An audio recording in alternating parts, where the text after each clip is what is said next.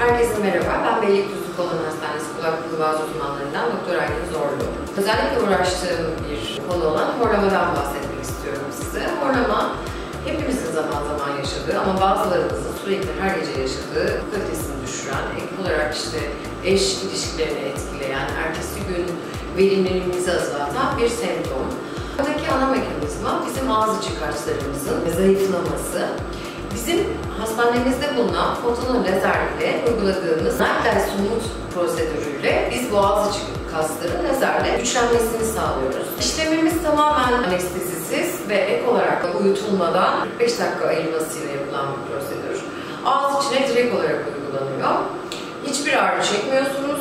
İşlemin bitmesi sonrasında da hemen kaldığınız yerden hayatınıza devam edebiliyorsunuz. En büyük avantajı bu. 3 seans şeklinde uyguluyoruz. Bu da gerekli olursa ilk seansta rahatlayan hastalarımız da var. Haftalık kontrollerimiz var. Bunun dışında eğer gerekli olursa ikinci ve üçüncü seansları da uyguluyoruz. Fotona zaten çok uzun yıllardır ciltte, ağız içinde kullandığımız bir lazer. Çok güvenli kullanılan bir marka. Horlama için geliştirdiği bu yeni prosedürde hastanemizde uygulanmakta. Horlama şikayeti olan hastalarımızı hastanemizde bekliyoruz.